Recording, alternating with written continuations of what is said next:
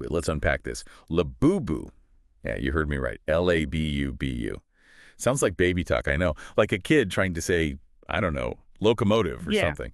And yet this word is attached to something that's apparently like totally gripped the adult world. You out there, you're probably thinking collectible toys. Seriously. Aren't those for, actual kids? Trust me, the thought has crossed my mind. Seems a little precious. Well, that's exactly the reaction we're digging into today. This isn't just some leftover childhood thing. We're really diving into this whole Labubu fever, trying to figure out why these little collectibles have adults acting like, well, like it's the biggest product drop of the year. You see them lining up for blocks, crashing shopping apps. It's pretty wild. Oh, it's wild, all right, because the stats, and yeah, believe me, there are stats, are just ridiculous. We're talking lines you'd expect for, I don't know, a massive concert, an app that just shot up the charts like crazy, and the amount of money changing hands, it's enough to make you kind of pause. Yeah. So, yeah, hang on. We're going to try and figure out what on earth a Labubu actually is, why grown adults are losing it over them, and maybe, just maybe, see if there's something genuinely interesting under those pointy ears and those teeth. Okay, so let's start right there. The fundamental question, what is a Labubu? Right. Okay. Picture an elf. Got it. Now, give it pointy ears, pretty standard elf stuff, yeah. But then, and this is where it gets weird, slap on some really noticeable sharp teeth.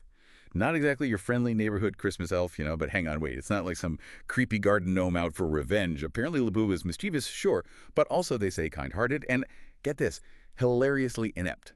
So, like, imagine a clumsy little dude with pointy ears who means well but messes things up a lot. And this character, it has a specific backstory. Labubu is actually a main figure in a series called The Monsters. These came from children's books by a Hong Kong artist, Kasing back in 2015. And interestingly, he drew inspiration from Nordic folklore.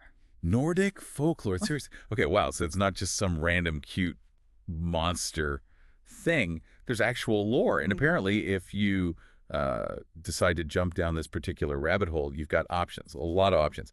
They're saying over 300 different versions of this little guy exist. Okay. 300. That's a lot of tiny, toothy elves. And that variety directly feeds into the evidence of this fever we mentioned. This isn't just happening quietly online. We're seeing real-world stuff happening. Oh, totally. Like actual lines, physical lines of adults. Not parents dragging their kids along, but like grown-ups choosing to queue up outside shops in places like L.A., London, just waiting. Yeah. Patiently. Like, it's the most important thing ever. Have you ever queued that long for anything that wasn't, like, essential? Or maybe free food? And the digital side is just as revealing, maybe even more so. Mart, the company behind Labubu, they have an official app. And it just skyrocketed in the U.S. App Store. On April 25th, it jumped, 114 places? Became the #1 shopping app. Wow. #1. Yeah. That's huge. Just elbowed everyone else out of the way. But here's where it goes from just kind of quirky to, wait, what? Last year alone, the Monster series, Labubu's Crew, basically pulled in 3 billion yuan. That's over 415 million US dollars. And listen to this, that's a 726.6% increase from the year before. Just let that sink in. 700%. It's a phenomenal growth rate, really. And Mart is clearly feeling confident. Their forecasts for 2025, they're looking at revenue over 20 billion yuan. And they expect 100% growth in their overseas revenue. North America alone saw something like an 895 to 900% jump in sales in the first quarter. 900%. Okay, that's not a typo. That's just bonkers. And because everyone wants one, apparently the price for Labubu stuff has actually gone up from around $22 to almost $28 now. And other Mart blind boxes, yeah, we need to talk about the whole mystery box thing. Their prices are climbing too. It's basic economics, I guess, just with elves. Which brings us right back to the core question. Why? Why this intense adult obsession? Okay, yeah, the adult obsession part. This term kidult keeps coming up. Apparently it's a thing. More adults are into stuff that makes them feel nostalgic or gives them some simple joy. Reminds them of simpler times. And Labubu, with its kind of weird mix of cute and slightly odd, seems to hit that spot. It's like a little escape hatch back to being a kid, maybe, without the homework. There's also this idea of comfort in dark times, with everything going on in the world. Labubu and Mart might offer this small, tangible bit of escapism, something charming, something you can actually hold, a little bit of lightness. Like a pocket-sized mood booster. Yeah. Yeah, I can see that. But here's where, for me, it gets really interesting. The whole blind box thing. This is a massive part of it, right? You buy this box, but you have no idea which specific Labubu is inside. It's a total surprise, a gamble. And apparently our brains love that stuff, that uncertainty, the chance you might get a super rare one, dopamine hit. It's the thrill of the hunt, the need to complete the set. It's basically like trading cards or gotcha games, but physical. Exactly. It taps into the same psychology as limited sneaker releases or even, the reward loops in video games. That unpredictability, the chance of scoring something rare, it's a really powerful driver. And then you can't ignore the celebrity factor. Big time. Remember BLACKPINK's Lisa? Huge K-pop star. She posted pics with her Labubu collection, and boom, sales went nuts. Popularity just exploded. The artist, Kasing even sent her a massive, human-sized Labubu as a thank you. It really shows the power of influencer marketing in today's world. One post can just ignite a trend. But it can't just be celebs. Yeah. There must be something about the actual toy. And yeah, the design is pretty unique. It's quirky, kind of stands out. It's not just another generic cute thing. And the whole mischievous but kind thing gives it a bit more personality, I guess, Yeah. than just a plastic figure. That personality is definitely cultivated. There's creative storytelling involved too. Each collection, each series of Labubu often has its own theme or narrative. So it's not just collecting random figures, you're collecting parts of a story, building a little world. Right, right. And they totally use the classic scarcity tactic too. Limited editions. That creates massive FOMO, fear of missing out.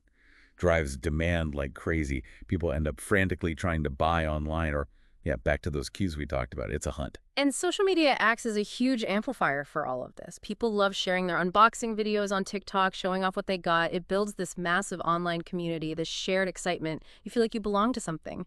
Yeah, the look what I got moment. Everyone gets jealous or cheers you on. And get this comparison. Someone said, toys are basically the new sneakers. Yeah. People are buying them to collect, sure, but also sometimes to resell for profit. Labubu is apparently the #1 collectible ever on StockX, the resale site. And they sell for way more than retail.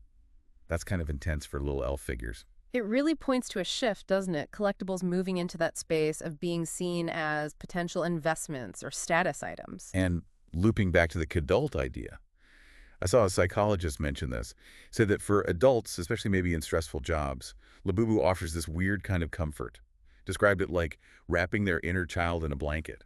Which, okay, it's kind of sweet. Maybe a slightly scratchy blanket, given the teeth. Well, it speaks to that emotional connection. And what's interesting now is seeing how Pop Mart is playing the long game. Exactly. They're not just flogging blind boxes anymore. That's clear. They're trying to become an IP-centric brand. Basically, turn characters like Labubu into big-deal brands themselves. Think like Disney characters or Hello Kitty, but starting from these little figures. And they're doing collabs to make it happen. Big ones. Disney. Can you picture Labubu hanging with Goofy? It's wild. It's a very deliberate strategy to elevate the brand, reach more people, and they're not just sticking to toys or entertainment. They're pushing into high fashion. Pop-ups in Harrods, collaborations with places like Dover Street Market. That's a serious move. Even totally different companies are jumping on board, like U-Trip in Singapore. A finance app, they did a whole campaign with special Labubu outfits for their mascot. It shows Labubu's become this sort of cultural shorthand for cool or trendy, I guess. And the online community aspect we touched on is definitely thriving. There's a whole subreddit, Our Pop Mart Collectors, where people share everything, tips, trades, new releases, and TikTok is just flooded with Labubu unboxings and collection tours. Yeah, I saw some comments from a TikTok filmed at that UK event in Birmingham. Reactions were all over the map. Some people were just like, what is happening? Others clearly curious. Someone said they'd stick with their jelly cats, thanks. Another wouldn't touch Labubu with a barge pole. Then you get comparisons to Squishmallows, or my personal favorite, the discount Chucky doll. Ouch. So yeah, definitely not everyone's cup of tea. That's a really important point. The aesthetic is polarizing. Some find it uniquely charming, others find it less so. There's also an interesting observation that this whole cute tee-hee style is a thing, and Labubu fits right into that aesthetic for people who want to project that kind of vibe. But the fans are dedicated. That Birmingham event, giving away stuff, they know how to engage their audience. And it's global now, right?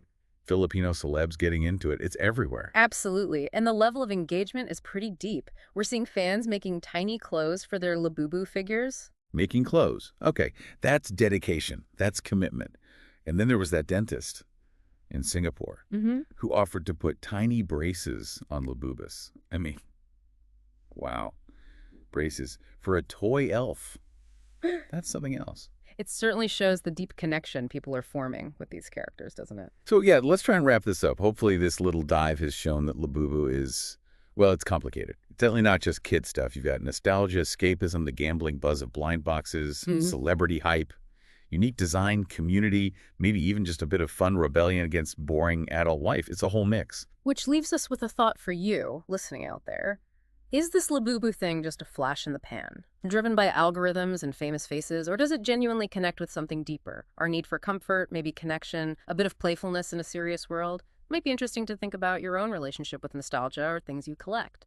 Yeah, maybe scroll through TikTok or Reddit, see the Labubu world for yourself. Or if you walk past a Pop Mart store, maybe just, peek in, see what all the fuss is about. Might surprise you. You might even judge those grown-ups clutching their little elf things a tiny bit less. It's definitely food for thought. Okay, look, I'm not saying I'm going to start queuing for blind boxes, right? But I got to admit, all this talk, it's made me kind of weirdly curious. Yeah. Like, which one would I get? Don't tell anyone I said that.